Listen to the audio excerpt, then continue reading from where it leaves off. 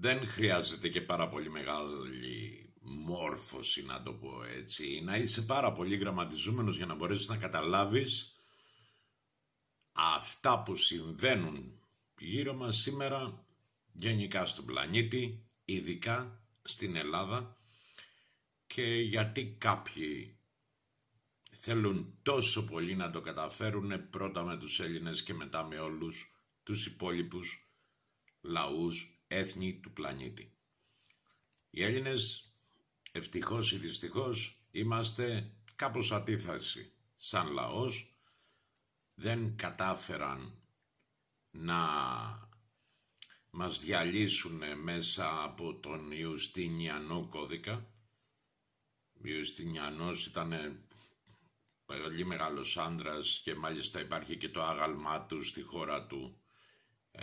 Αυτός ο Βυζαντινός αυτοκράτορας, το άγαλμά του είναι στα Σκόπια και με μεγάλη περηφάνεια οι Σκοπιανοί μιλούν για αυτόν. Ο Ιουτ Πράδα, έτσι λεγόταν, ο οποίος με τους νόμους που έβγαλε διέλυσε εντελώς τον πολιτισμό. Και από τότε έχουμε μπει σε ένα σκοτάδι 1700 χρόνων.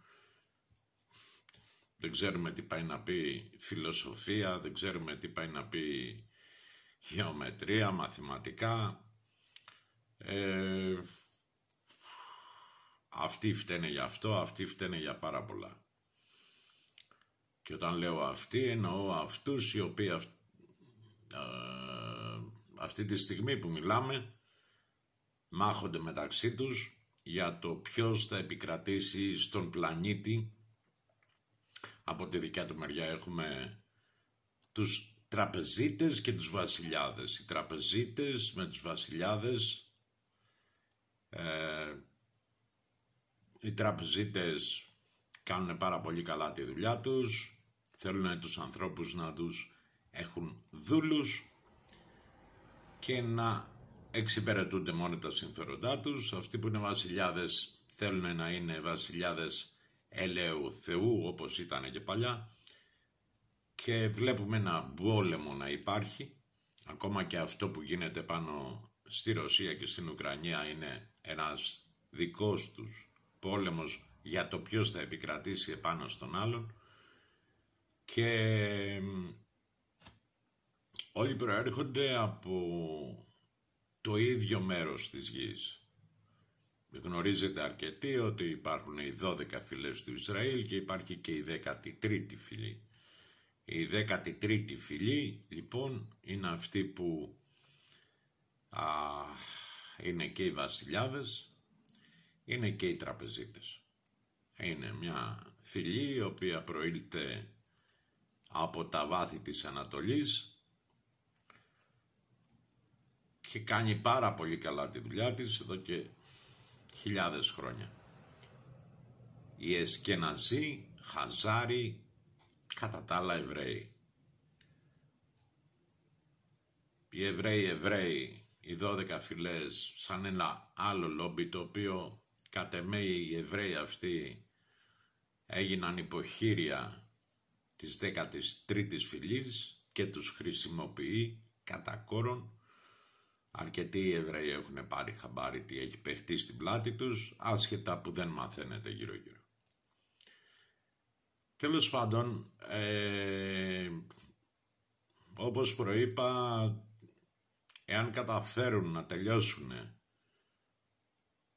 τον ελληνικό λαό, το ελληνικό κράτος, το έθνος των Ελλήνων, θα έχουν καταφέρει τη μεγαλύτερη νίκη από τότε που κατέσφαξαν τους απογόνους του Μεγάλου Αλεξάνδρου και γιορτάζουν την Χανουκά, γιατί αυτή είναι η γιορτή, την Χανουκά, που κατάφεραν να τελειώσουν τους Έλληνες. Πριν να το καταφέρουν αυτό, έχουν αρχίσει εξαπλώνοντας όλη την Μεσόγειο και με πολύ ωραίο τρόπο μπαίνουν και στην Ελλάδα. Τους αποδέχονται οι Έλληνες γιατί δεν ένιωθαν το κίνδυνο από κάποιους που ήταν υποδεέστεροι από αυτούς. επικρατεί η Ρωμαϊκή Αυτοκρατορία, έρχεται εκείνος ο Σαούλ ή Σαυλός, που στη γλώσσα την αραμαϊκή σημαίνει ο Τιούτος, μην πω τη λέξη γιατί μπορεί να με κόψει, ο Μούστης. Ο Τιούτος, οι επιστολές του όλες είναι προς τη συναγωγή των Εβραίων, όποια επιστολή και να υπάρχει είναι προς αυτούς.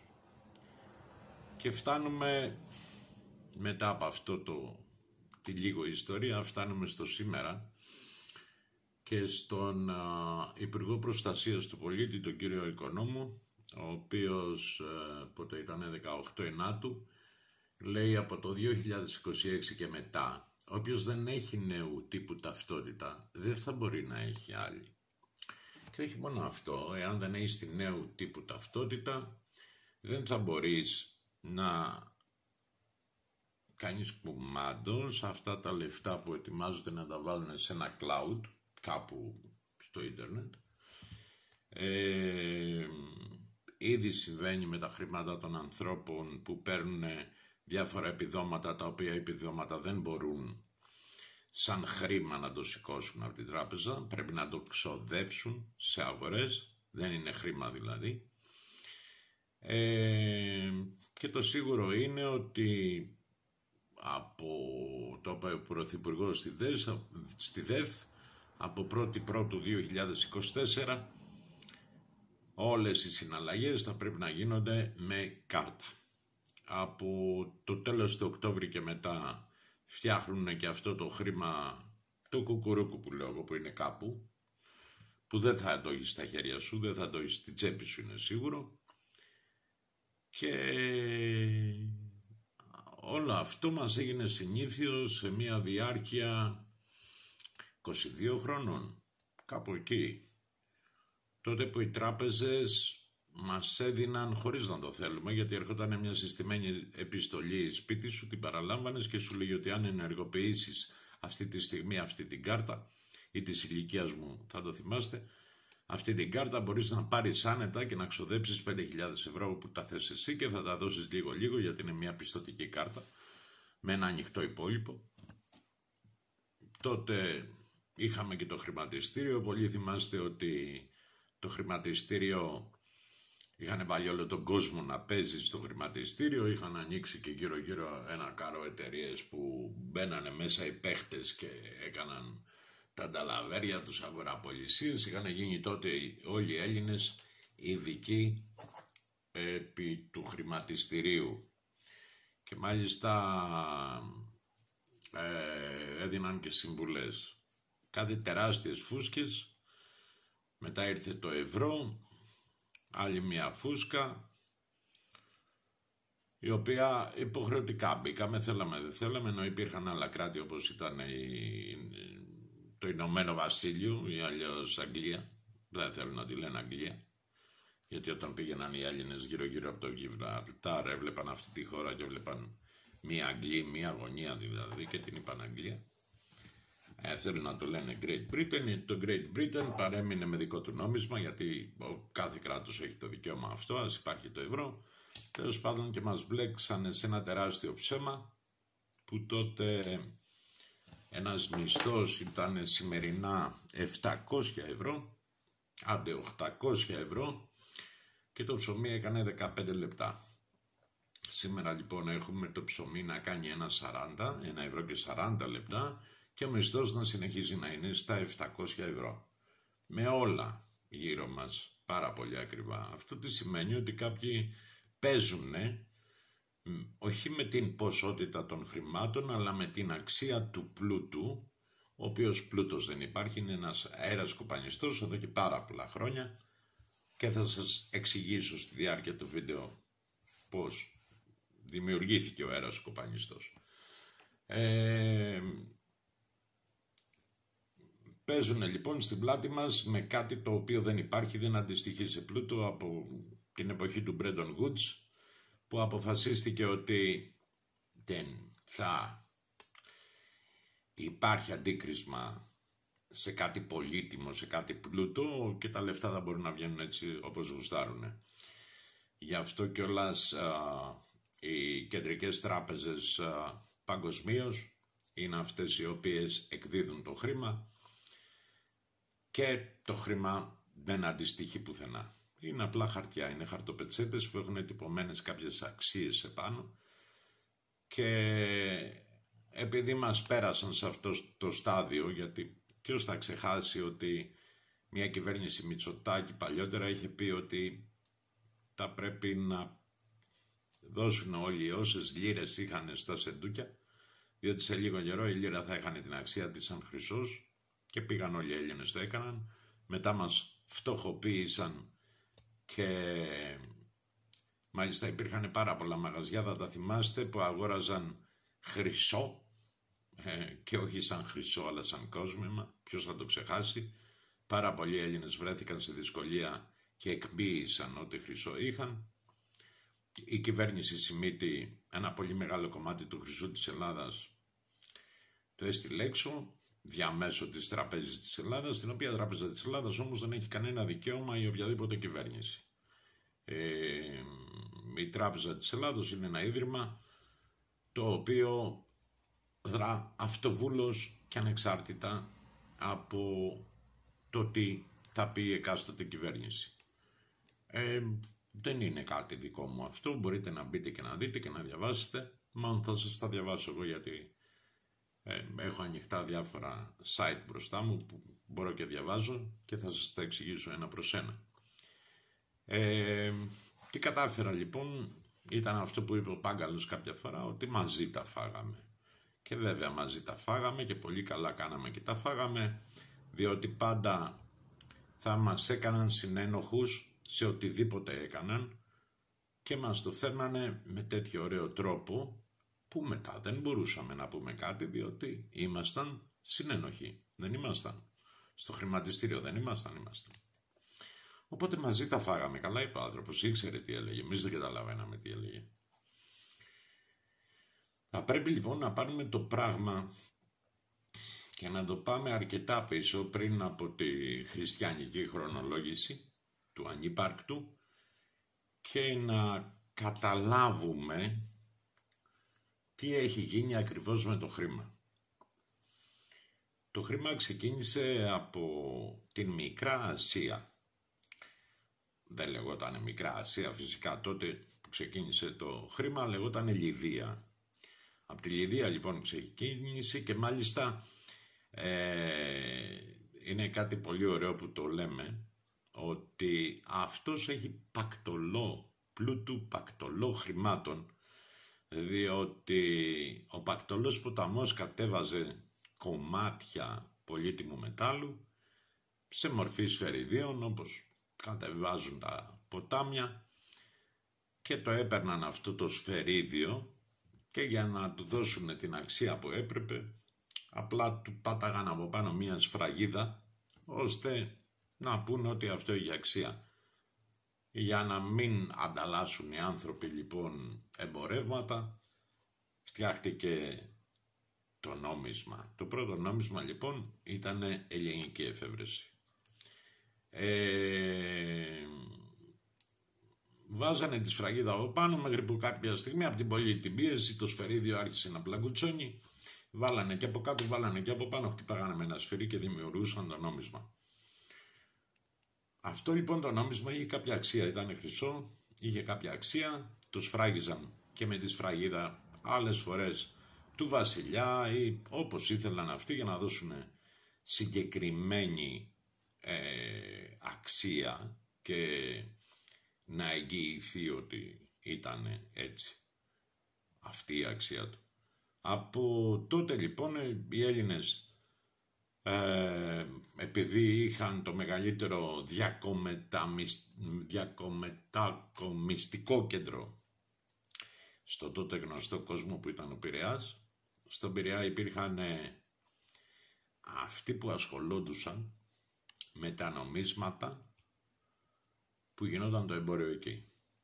Και μάλιστα από εκεί βγαίνει και η λέξη τραπεζίτης, διότι αυτοί ήταν σε κάποια τραπέζια, τους πήγαιναν τα νομίσματα και αυτοί πιστοποιούσαν ή αντάλλασαν τα νομίσματα που τους έφεραν άλλοι με το τοπικό νομίσμα ώστε να μπορούν να γίνουν εμπορικές πράξεις. Έτσι έχουν τα πράγματα για πάρα πολλά χρόνια, μέχρι που στην ιστορία εμφανίζονται οι Ναΐτες. Οι Ναΐτες υπότες. Οι Ναΐτες υπότες λοιπόν ιδρύθηκαν, κάποια στιγμή μπήκαν υπό την προστασία του Πάπα, και πώς αλλιώς. Ήταν άνθρωποι οι οποίοι δεν έπρεπε να έχουν σχέσεις με γυναίκες. Πολλά δεν έπρεπε, μπορείτε να βρείτε, να τα διαβάσετε στο ίντερνετ, μη σας τα λέω εγώ. Δηλαδή, λέει τώρα κάτι λίγα που διαβάζω, δεν μπορούσαν να κάνουν συναλλαγές με γυναίκες. Δεν μπορούσαν να δανειστούν χρήματα από το τάγμα τους, δεν μπορούσαν να πετάνε τα ρούχα τους κάτω οργισμένοι, δηλαδή κάτι ηλιθιότητες. Έπρεπε να μετανοούν κάθε Παρασκευή, έπρεπε να κοιμούνται με το πουκάμισο και τα ισόρουχα σε ένα στρώμα με ένα σεντόνι και μια κουβέρτα, δηλαδή εντάξει, απίστευτα πράγματα. Οι Ναΐτες λοιπόν τι έκαναν?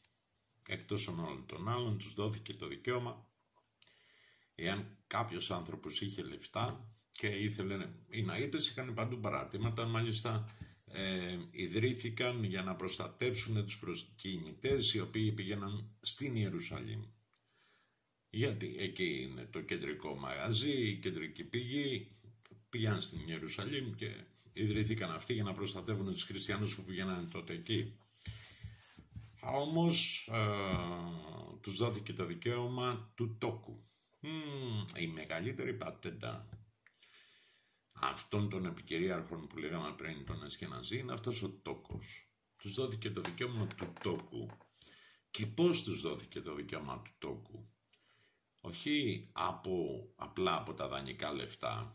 Απλά κάποιος που ήταν, ας πούμε, στην Ισπανία και ήθελε να ταξιδέψει και να πάει στην Κύπρο, δεν έπαιρνε μαζί του χρυσάφι, νομίσματα και τέτοια, όμως πήγαινε στο τάγμα των Ναΐτων, έδινε το χρήμα εκεί και το έδιναν ένα χαρτί, ένα ομόλογο, ομολογούσα, ότι το τάδε παράρτημα εδώ έχει πάρει το χρήμα, μπορείς να πας με αυτό το χαρτί, με ένα χαρτί μόνο, στην Κύπρο, στο επόμενο δικό μας μαγαζί και να πάρεις το χρήμα και να συνεχίσεις να κάνεις τη δουλειά σου. Ήταν μια πολύ μεγάλη ευκολία τότε.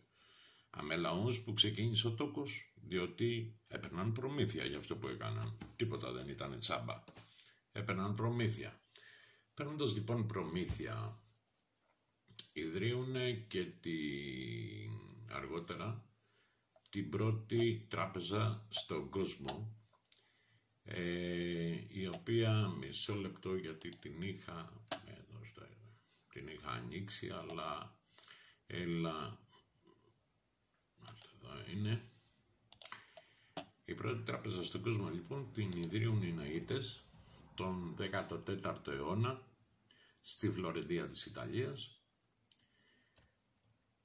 Οπότε καταλάβατε, από όταν διακινώντουσαν τα λεφτά επί αρχαίας Ελλάδας, έχουμε φτάσει στο 14ο αιώνα και οι Ναΐτες φτιάχνουν την πρώτη τράπεζα. Αυτή η πρώτη τράπεζα κάποια στιγμή έφτασε να έχει 1900 υποκαταστήματα σε όλη την Ιταλία και μάλιστα νομίζω με τον Άλντο Μόρο είχε γίνει και μια ολόκληρη ιστορία, τέλος πάντων λεφτά, ό,τι να είναι, και λέγεται η Banca Monte dei Paschi di Siena, ιδρύεται το 1472 και είναι και η τράπεζα η οποία έχει το χεράκι του μέσα το Βατικανό.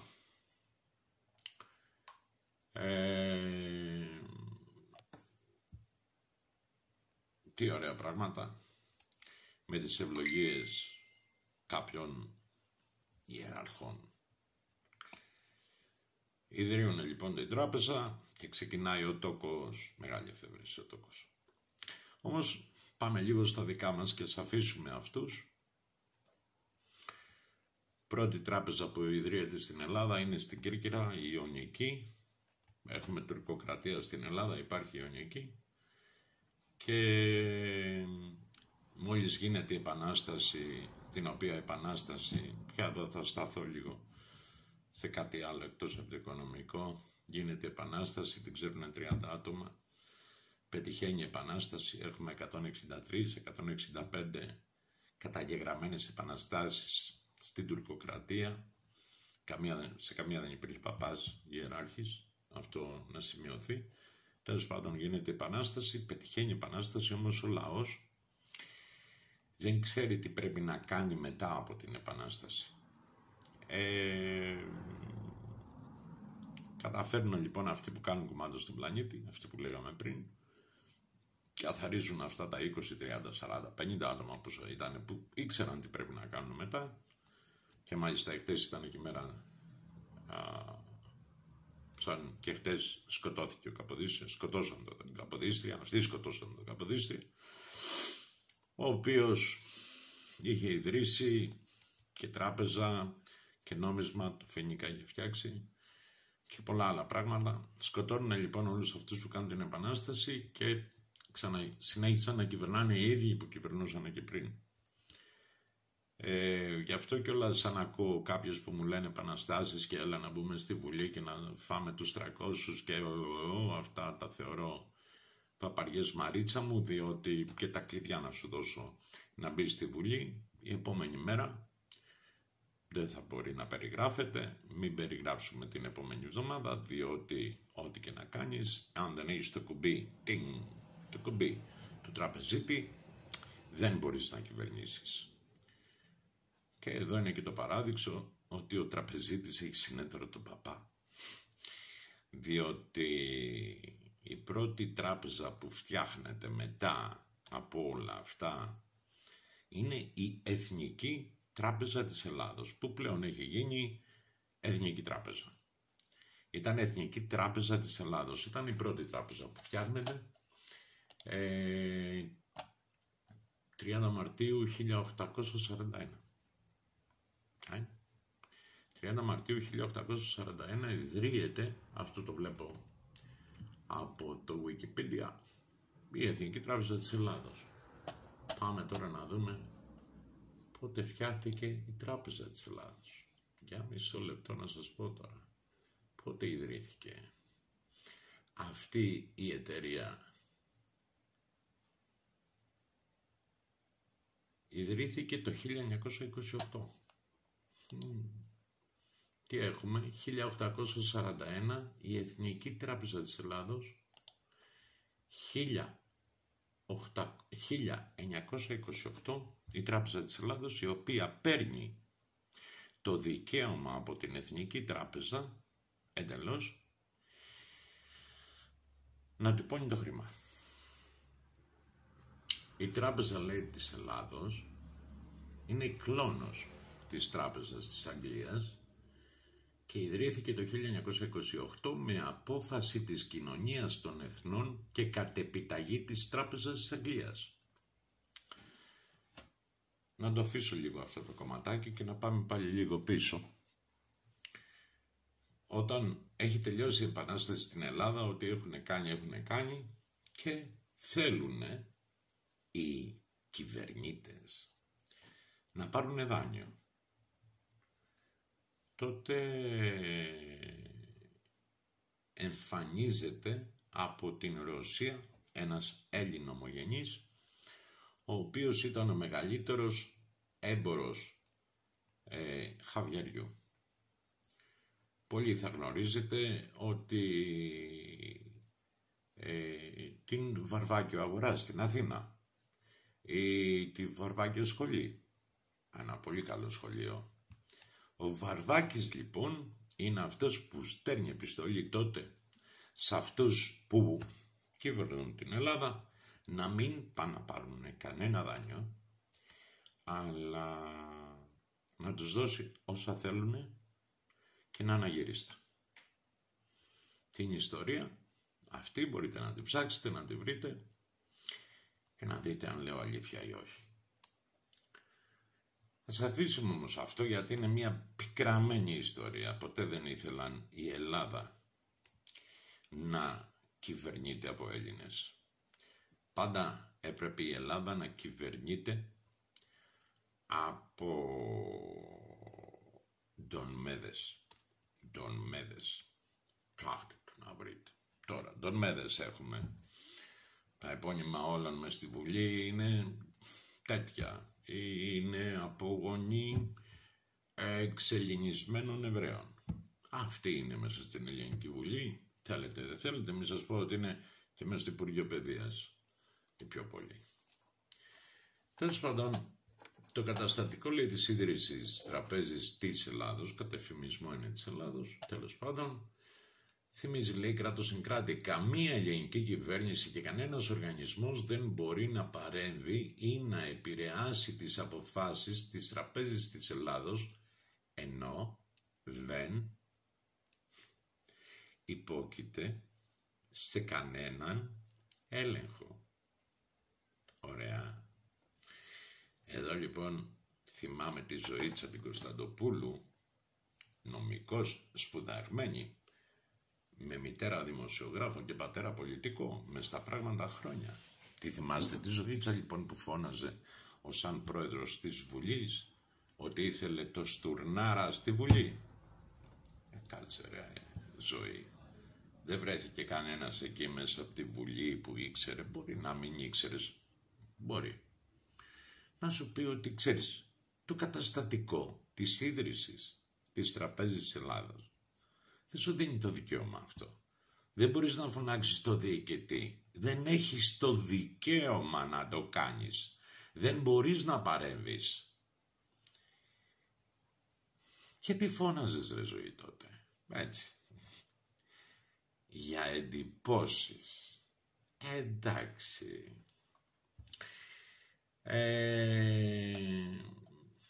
Έχει κάνει πάρα πολλά αυτό το ίδρυμα, το οποίο δεν ανήκει στην Ελλάδα, αλλά ανήκει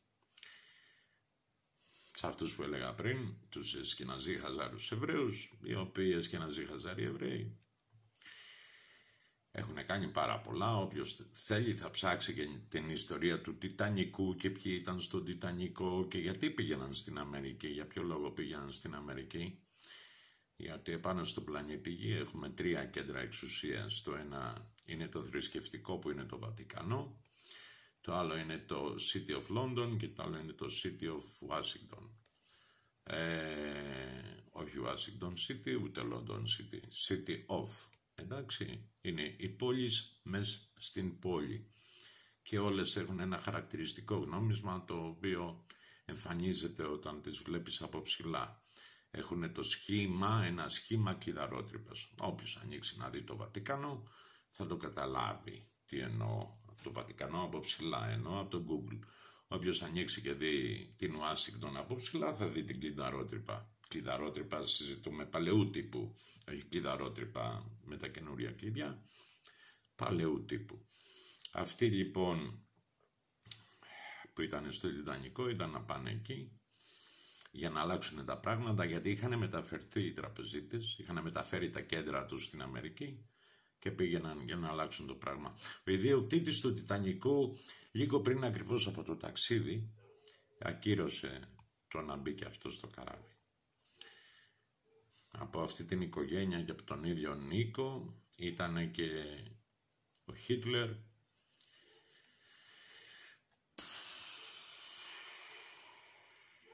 Ο Χίτλερ. Τέλος πάντων, κάτσε να συνεχίσω λίγο με την Τράπεζα της Ελλάδος, ή μάλλον καλύτερα όχι. Να το πάω με την Εθνική Τράπεζα της Ελλάδος, που είπαμε είχε ιδρυθεί πριν. Και παρήγαγε το χρήμα και τύπωνε το χρήμα πριν. Δεν ξέρουμε ποιοι είναι οι μέτοχοι, μάλλον ξέρουμε, γιατί ένα μεγάλο ποσοστό της εθνικής το κάνει κουμάντο το ιερατείο, η εκκλησία, και συγκεκριμένα δικαίωμα υπογραφής έχει ένας ιεράρχης, ο οποίος βάσει καταστατικού και βάσει κανονισμών θα πρέπει να είναι ιεράρχης στην Ελλάδα, μα Τούρκος στην υπηκότητα. Είναι λοιπόν ο εκάστοτε Μητροπολίτης Ιωαννίνων. Ο Μητροπολίτης Ιωαννίνων, επειδή ανήκει στις νέες χώρες, δηλαδή στο Πατριαρχείο, είναι υποχρεωμένος να είναι Τούρκος πολίτης, Τούρκος υπήκος. Αλλιώς δεν μπορεί να είναι στις νέες χώρες αυτό που είναι. Ο συγκεκριμένος μάλιστα που είναι τώρα ήταν κάποτε και παίζε μπουζουξής, ήταν στη Στουτγκάρτη της Γερμανίας. Ωραία πράγματα. Γιατί τυχαίως στα Ιωάννινα? Όχι καθόλου τυχαίως στα Ιωάννινα, γιατί εκεί είχαμε και την πρώτη μεγαλύτερη συναγωγή και μάλιστα είχαμε και ένα πολιτικό με αυτό το όνομα. Η συναγωγή Λαφαζάν. Είχαμε, ναι, γι' αυτό θυμήθηκα, γιατί θυμόμουν το Λαφαζάνι. Τυχαίο κι αυτό. Και μάλιστα και πρόσφατα είχαν και Εβραίο δήμαρχο, τον οποίο κατά παρέκκληση πολλών, πώς να το πω τώρα, κατά παρέκκληση όλων των πάντων από πρωτόκολλα, όταν πέθανε αυτός ο δήμαρχος, τον τίμησε με την παρουσία της η πρόεδρος της Ελληνικής Δημοκρατίας, ενώ δεν συνηθίζεται να πηγαίνει η πρόεδρος της Δημοκρατίας σε κηδείες δημάρχων, καθόλου δεν συνηθίζεται, συνήθως στέλνει κάποιον υπουργό, κάποιον πρωθυπουργό που την αντιπροσωπεύει. Τέλος πάντων είδαμε και αυτό το παράξενο φαινόμενο και κάποιες φήμες λένε ότι έπρεπε να πάει στην κηδεία του ετεροθαλή αδερφού της. Τώρα εντάξει, φήμες είναι, δεν μπορούμε να δώσουμε βάση σε κάτι τέτοιο, δεν το ξέρουμε. Και πού να το ξέρουμε. Τώρα που το θυμήθηκα λοιπόν, ήταν κυρία Πρόεδρος της Δημοκρατίας, ήταν η Πρόεδρος του Συμβουλίου της Επικρατείας που εκδίκασε την μεγαλύτερη μήνυση που έγινε όλων των εποχών στην Ελλάδα, στοιχειοθετημένη ακριβώς και μάλιστα πάρα πολύ καλά πληρωμένη με πάρα πολλά έξοδα από τις πανμακεδονικές ενώσεις των Μακεδόνων Ελλήνων Αμερικής και Καναδά. Υπάρχει ένας βίντεο της κυρίας Μαρούπα που εξηγεί ακριβώς τι έγινε μέσα σε αυτή τη δίκη και μάλιστα αυτό που μου έκανε εντύπωση είναι ότι είπε μας δόθηκαν μόνο 10 λεπτά στους δικηγόρους να μιλήσουμε. Λες και ήταν διαζύγιο, δηλαδή 10 λεπτά ρε παιδιά, ούτε σε διαζύγιο δεν μιλάει ένας δικηγόρος 10 λεπτά. Ήταν 3 δικηγόροι, πήρε 10 λεπτά ο καθένας και μετά απλά η απόφαση, τα χαρτιά μπήκανε στην άκρη και η απόφαση ήταν ότι ήταν απαράδεκτο αυτό. Εντάξει, δεν ξέρω, μπορώ να σκεφτώ και τα χειρότερα, αλλά δεν ξέρω, τέλος πάντων. Όλα αυτά γίνονται λοιπόν. Ας τα αφήσουμε τώρα τα πολιτικά, να πάμε πάλι στο χρήμα. Το χρήμα λοιπόν, τι είπαμε, το 1841 η Εθνική, το 1900 πόσο είπαμε, μωρέ δεν θυμάμαι το μυαλό μου και μια λίρα, το 1928 η Τράπεζα της Ελλάδας που κάνει πλέον ό,τι γουστάρει. Ό,τι γουστάρει. Αγοράζει, πουλάει και μάλιστα ενώ είναι επόπτης υποτίθεται των τραπεζών, γιατί παίζει μέσα στο χρηματιστήριο δεν μπορώ να το καταλάβω, εφόσον είναι επόπτης. Οπότε έχει και εμπορικές δραστηριότητες τις οποίες δεν μπορούμε να τις μάθουμε, διότι δεν μπορεί κανένας να ξέρει ποιοι είναι οι μέτοχοι. Ποιοι είναι οι μέτοχοι. Δεν είναι παράξενο. Αν ανοίξετε σε μια εταιρεία ή εγώ, θα πρέπει να ξέρουν τους μετόχους. Η Τράπεζα της Ελλάδος λοιπόν δεν ξέρουμε ποιοι είναι οι μέτοχοι και μάλιστα το ωραίο πια είναι στην υπόθεση ότι το ελληνικό δημόσιο είναι μετοχική μειοψηφία το ελληνικό δημόσιο σε αυτή την τράπεζα, γιατί κατέχει το ποσοστό του 6%. Το ελληνικό δημόσιο στην Τράπεζα της Ελλάδος κατέχει μόνο ένα 6%.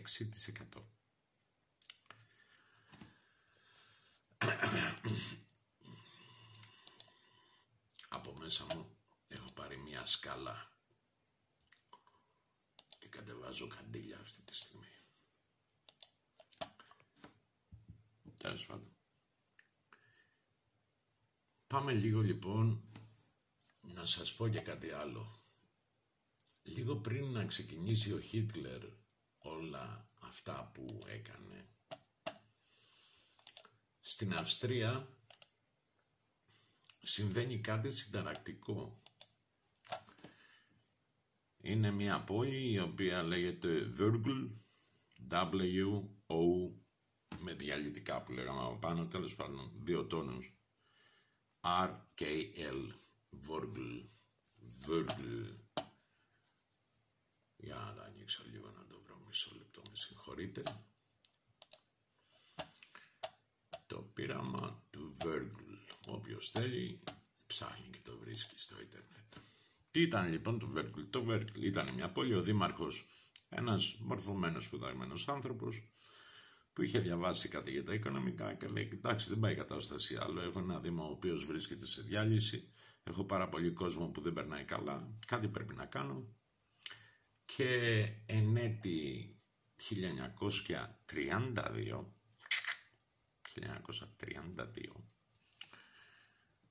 δημιουργεί ένα δικό του νόμισμα. Ένα χαρτί, ένα νόμισμα. Το οποίο νόμισμα αυτό ξεκινάει να μπαίνει σε χρήση στην πόλη του. Με αυτό λοιπόν το νόμισμα ξεκίνησε το χρήμα να κινείται. Πήρε ο κόσμος λεφτά, τα γύρναγε γύρω-γύρω, γιατί τι είναι το χρήμα? Τίποτα δεν είναι το χρήμα. Τα γύρναγε και εξυπηρετιούνταν. Σιγά σιγά, επειδή πήγαινε πάρα πολύ καλά ο Δήμος, πάρα πολλοί δούλευαν, εκεί που δεν δούλευαν καθόλου, ας πούμε, δούλευαν. Έπαιρνε το ψωμάκι σου, αυτός που ήταν ο φουρνάρης πετάλωνε το άλογο του, πληρώνανε. Γύρναγε το χρηματάκι και γύρναγε. Σιγά σιγά για τα πλαϊνά χωριά παίρνουν χαμπάρι τι γίνεται και εντάσσονται μέσα σε αυτό το σύστημα. Όμως κάποια στιγμή παίρνει χαμπάρι το τι συμβαίνει η Τράπεζα της Αυστρίας, σαν τα δικιά μας. Ξέρετε, Τράπεζα της Ελλάδας που το δημόσιο έχει το 6%, αλλά ανήκει σε έναν άλλον αφέντη. Το παίρνει χαμπάρι η Τράπεζα της Αυστρίας, τους πλακώνει στα δικαστήρια, στέλνει στην αστυνομία, κερδίζει τελικά το δικαστήριο, αποσύρεται αυτό το χρήμα και ξαναμπήκε ο κόσμος στην Αυστρία σε πείνα. Αυτή τη στιγμή αυτό που πάνε να κάνουν, έτσι για να τελειώσω και όμορφα το βίντεο, αυτό που πάνε να κάνουν είναι το εξής. Δεν θα πρέπει να έχεις χρήμα στη τσέπη σου. Όχι μόνο δεν θα πρέπει να έχεις χρήμα, δεν θα πρέπει να έχεις και περιουσία.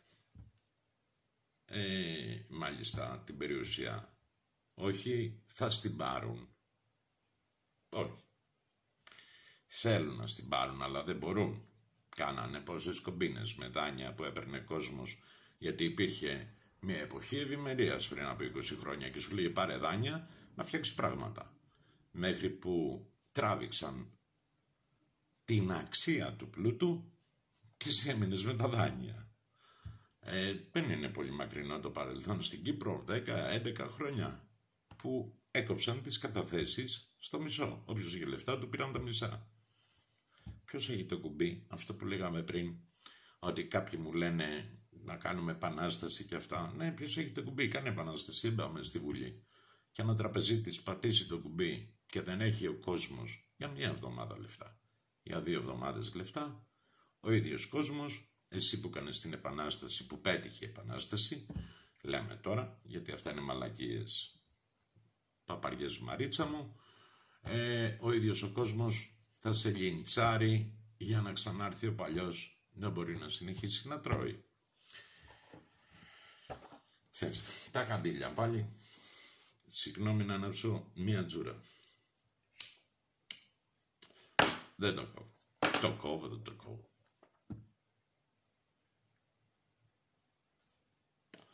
Βαθιά βαθιά να ηρεμήσω τώρα, γιατί το ποδάρι μου από κάτω κουνάει έτσι από τα νεύρα μου. Γιατί σκέφτομαι το δυστοπικό μέλλον το οποίο έρχεται για τα παιδιά μας και για τα αγέννητα Ελληνόπουλα. Γιατί είναι δυστοπικό αυτό που έρχεται. Το μέλλον είναι πολύ δυστοπικό. Έμαθαν τα παιδιά μας να χρησιμοποιούν το κινητό τηλέφωνο, να έχουν την πιστωτική κάρτα μέσα, ο μισθός να μπαίνει στην τράπεζα, ο μισθός να είναι μες στο κινητό τους τηλέφωνο. Τα έχουν μάθει να είναι απλά καταναλωτές χωρίς να ευχαριστιούνται αυτά που έχουν και τα έχουν εκπουτανεύσει σε αφάνταστο σημείο.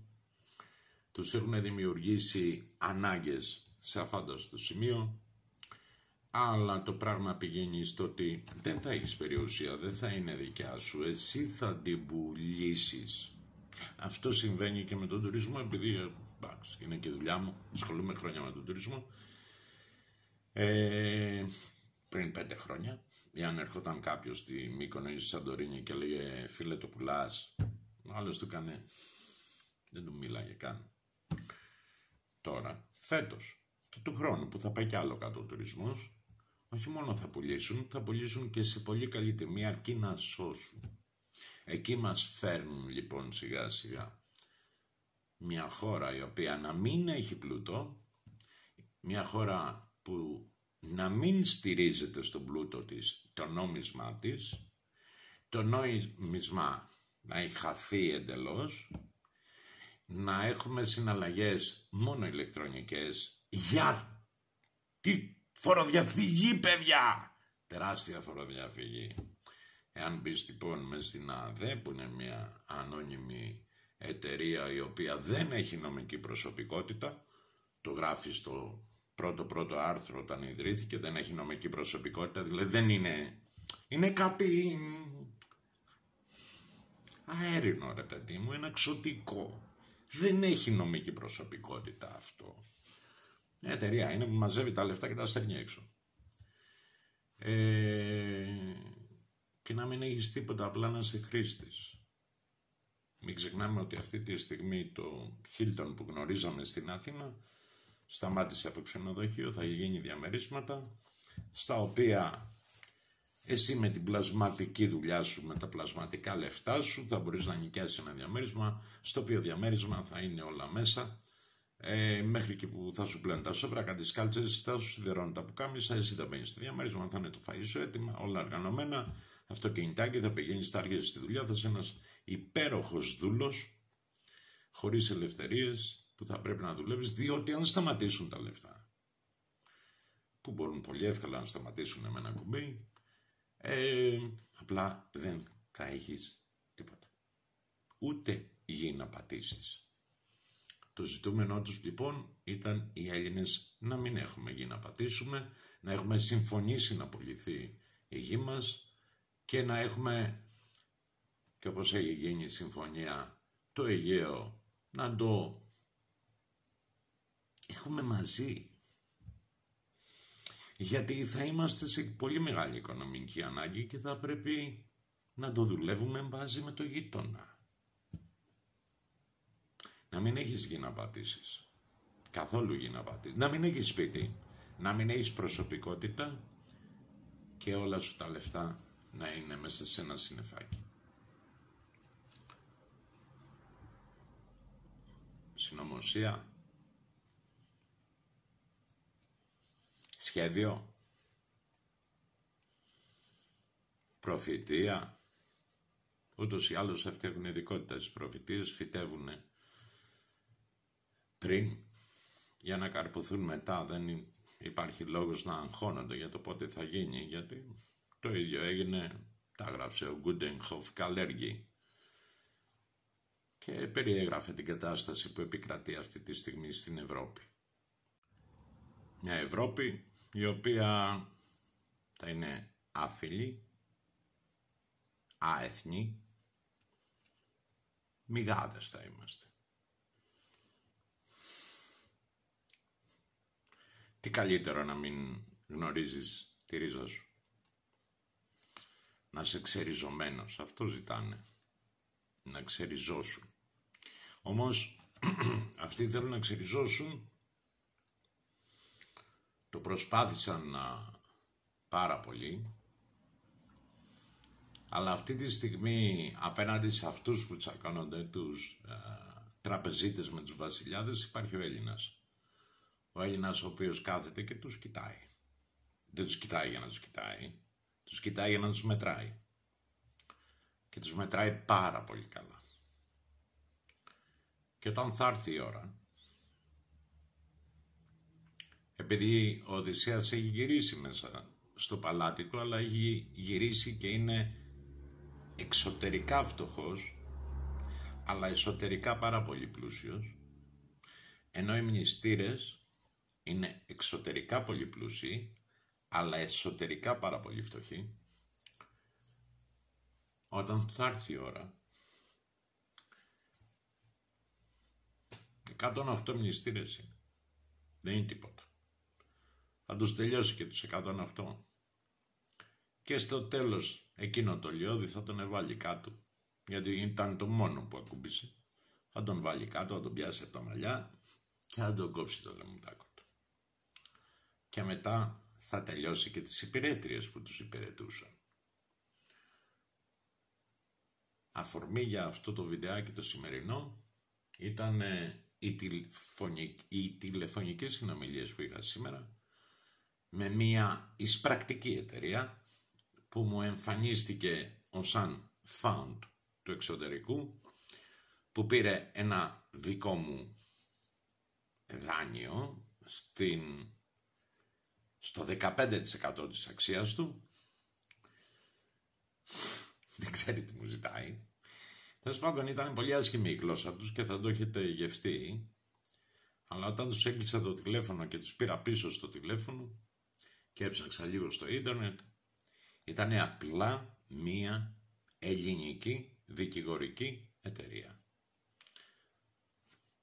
Οι υπηρέτριες του συστήματος. Όπως οι υπηρέτριες του συστήματος είναι και οι εφοριακοί. Όπως οι υπηρέτες του συστήματος είναι και οι τελωνιακοί. Και κάποιοι άλλοι που κάνουν ελέγχους, που ξεχνά να κάνουν ελέγχους στα μεγάλα κεφάλια. Δεν πειράζει. Θα έρθει η ώρα για όλους. Πότε? Οπότε ο Έλληνας αποφασίσει να σταματήσει να είναι μαλάκας και να περιμένει κάποιον να κάνει κάτι για αυτόν. Όσο λοιπόν είμαστε βολεμένοι, πάντα θα υπάρχουν σωτήρες που θα έρχονται να σου λένε πολύ ωραία λογάκια, θα σε βάζουν να σκέφτεσαι οτιδήποτε μαλακία να είναι και θα σου παρουσιάζουν ένα κολεγιόπεδο μέσα σε ένα μήνα και θα στον κάνουν τον καλύτερο που θα μπορούσες να έχεις, τον καλύτερο, ασχετά εάν έχει πρόβλημα με τις αιμορροίδες και βγάζει κρέας. Όπου ακούσεις κανένα φίλο σου και σου πει ότι να τον δοκιμάσουμε και αυτόν, μια παροιμία λέει, το μπούστι και το χασικλί η δοκιμή τους χάλασε. Αυτό τους έφαγε. Σας αρέσει η δοκιμή? Να δούμε. Κάποια στιγμή ίσως αποφασίσετε οι Έλληνες και πόσοι να είμαστε. Το 1% από τούτο εδώ το χώρο να είναι Έλληνες. Και Έλληνας δεν είναι αυτός που απλά έχει την ταυτότητά του και γράφει Ελλάδα. Έλληνας, για να είσαι Έλληνας πρέπει να ξεκινάει από εδώ μέσα, την ψυχούλα σου. Και να έχεις διαβάσει και 2 αράδες γράμματα. Και αν δεν έχεις διαβάσει, κάτσε και διάβασε, να καταλάβεις ποιοι ήταν οι Έλληνες. Γιατί ποτέ οι πραγματικοί Έλληνες δεν μπορούν να είναι χριστιανοί Ορθόδοξοι, και δεν το έχω πει εγώ, ο Κοσμάς ο Ιτωλός το είπε. Τα φιλιά μου, να είστε καλά, ευχαριστώ που είδατε το βίντεο, μπορείτε να με βρίζετε, θα μπουν κάποιοι και θα πούνε πάλι για το χρώμα των μαλλιών μου και ότι δεν πέτυχε η βαφή. Δεν δίνω σημασία. Δεν δίνω σημασία, διότι ο ηλίθιος μπορεί να σε συμπαρασύρει στην ηλιθιότητά του και να σε πάει ακόμα πιο κάτω. Να είστε καλά, καλά να περνάτε, εύχομαι σύντομα να ξυπνήσουμε.